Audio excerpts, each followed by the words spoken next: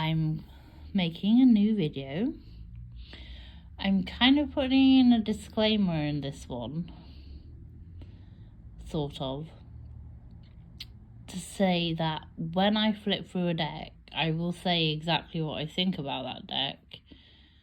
If there are choices I don't agree with or aren't familiar to me, then I will say so. And I'm within my rights to do that because I paid my own money for that deck. I have noticed that a few times there have been people who have bought a deck and they've critiqued it online on like their YouTube channels, and then the person who's created that deck has come at them and like, don't do that. If you don't want criticism, don't put something out into the world that will be criticised, because there is always criticism of things. Like, people don't like the way some guidebooks are set up. People don't like the choices some cards have made about them. People don't like colour schemes. People don't like cardstock. It's a personal preference, and when someone does a video, that is a personal, like, it's not... I mean, it might be different if someone's been sent a bulk of decks from a certain publisher to critique. But again, I think for the most part, the couple of friends I have that do that, they still come at it from a non-biased perspective. Like, if they don't like something, they will say they don't like it, which is what the purpose of flipping through a deck is and reviewing it. So that aside, let's have a look at this Greenwich Oracle deck by Arin Hiscock. I have the Greenwich book. It's on my bookshelf right next to me, and I love it because it has some really good soup recipes in it. I do have a couple of other books by her too.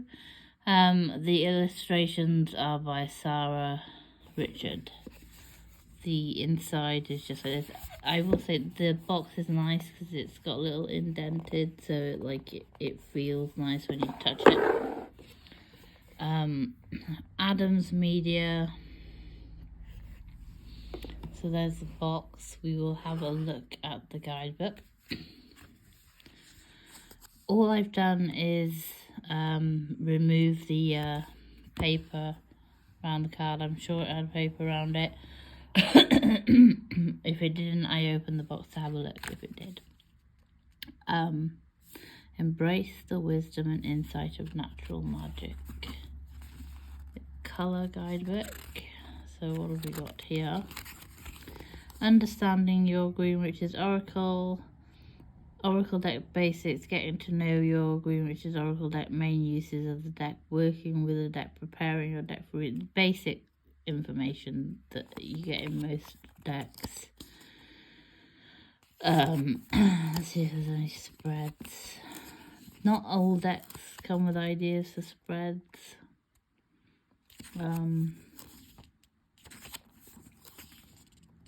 Performing a reading, drawing a card, interpret your reading. Alright, so we've got the 1 card, the 3 card, 5 card, which is labelled the elements, 6 card, the tree, 9 card, the garden gate. I think that's quite cute. What's this one called? Wheel of the Year, so yeah. How to interpret. And then, so for each card you have the photo, the name of what's on it, what its little keywords are, then the card meaning and the reflection, which I like it when they have things like that. So that's what it's like, and I presume they'll have an about the creator of that. No, they don't.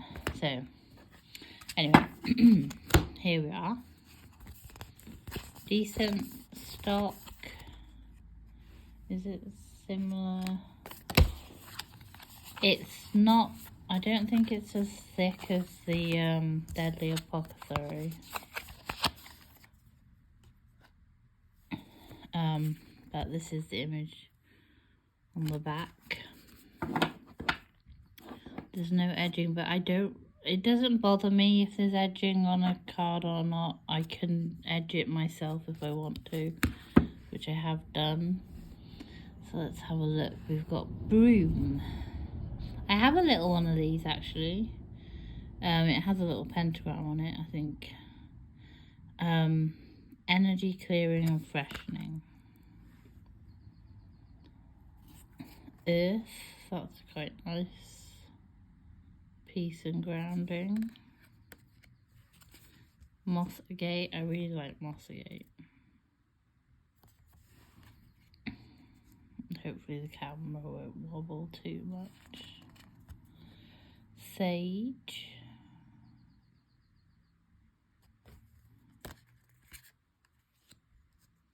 Should probably try and zoom in a bit better, she says after the fact.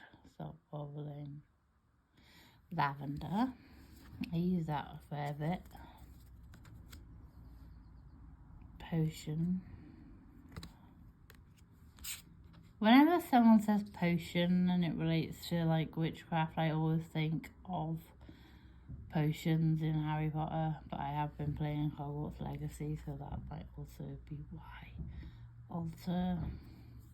I was thinking of doing a video about the decks I have on my altar, because I have a couple of decks I use on my altar, like 3 I think at the moment.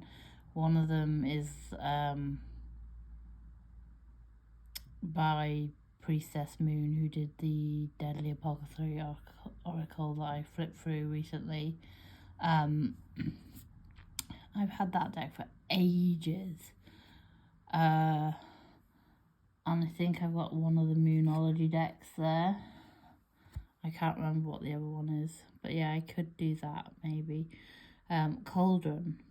Do you know I only got a cauldron last year, and I've been practicing witchcraft on and off for like a long time. I've had like big periods of non doing anything relating to witchcraft, but yeah, I got a cauldron for the first time as an like middle-aged witch. Am I middle-aged? I think I'm middle-aged. Moth. Like when you hit, I mean I've hit 40, so is that middle-aged? Oh, I don't know, don't ask me. Mushroom, I love fly agaric, so I love the choice of it as the mushroom to represent mushrooms. There are some other little ones here, and there's a skull there. The sun. Obviously we've got the moon. I'm a moon child. I love the moon. The moon is my inspiration, I guess you could say. Thyme. I don't really use thyme a lot. Watering can. Basil is like my favourite herb because it smells amazing, but also it's very versatile because you can use it in a few different things. Chamomile, I use, or do you say chamomile? I use that a lot because I make spell jars that involve peaceful sleep and like anti-anxiety. Rain, we've had a lot of that in Wales. Mint, I also like mint. I like peppermint the most. No, spearmint the most. Cup of tea. Typical British cup of tea. I prefer coffee, so that doesn't really help, does it? Hearth. Salt. I do really like the imagery. Mortar and pestle. Bees are one of my favourite creatures. I think they are truly adorable, fluffy and cute. I have a necklace on right now that has a bee on it. And I've been doing a cross-stitch bee too, to try and like keep my mind active. Butterfly. I like that it's a blue butterfly. They are my favourite. Bird. I love birds.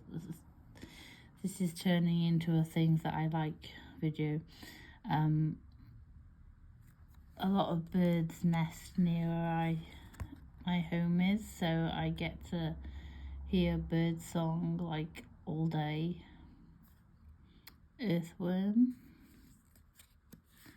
Hedge. That's like, looks like a little crossroads there. That's pretty cool. Oak tree. I love oak trees and I love acorns. Pine tree.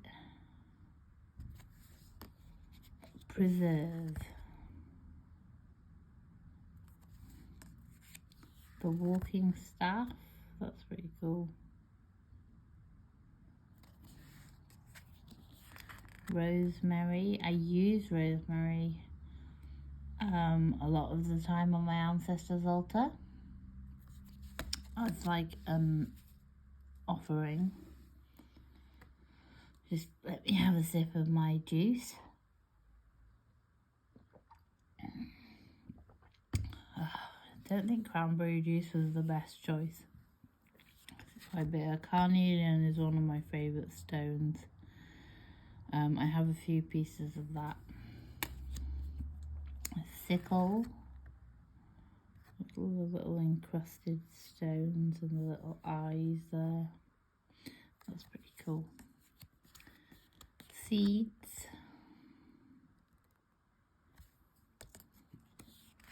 Roots. Trunk of a little owl. Excuse me. Leaves. Buds. Fruit. Oh, I love blackberries. Soil. Snow. We haven't had any, I think we briefly, it snowed here. I say we, I mean Wales, but it snowed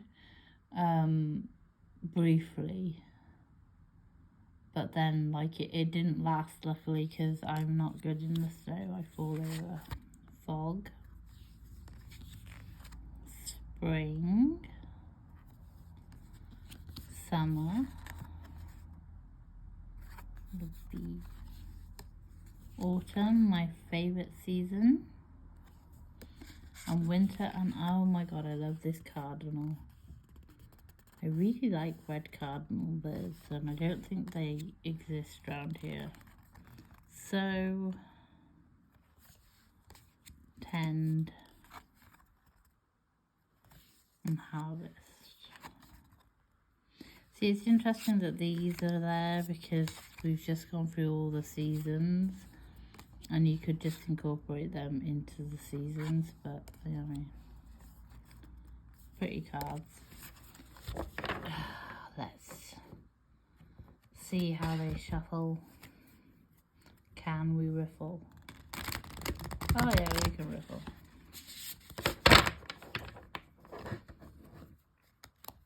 Riffling is... Oh, my hands are a bit awkward. We'll pull a card and see what it says momentarily. Let me just do another riffle. I like it when they riffle. I might have said that already. When my hands work, that is. So let's pull a card for today. Ah, winter. This gives me Four of Swords vibes. So let's find winter.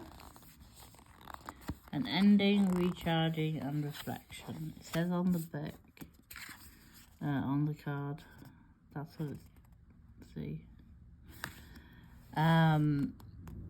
Card meaning winter is a quiet time in nature. Most plant life is suspended. Animals are hibernating and food becomes scarce.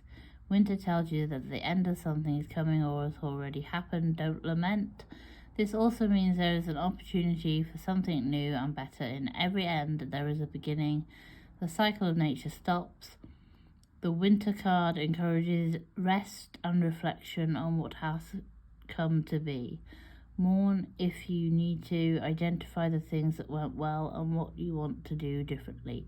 As you engage in this reflection, remember to look ahead to spring and begin to consider what projects you'd like to focus on next, using the knowledge you've gained from this time of assessment and the reflection. What big lessons have you learned after slowing down and allowing yourself time to reflect on what has happened or passed?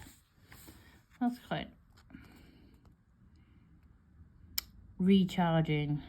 I get that a lot from my tarot deck because of like various health issues I have.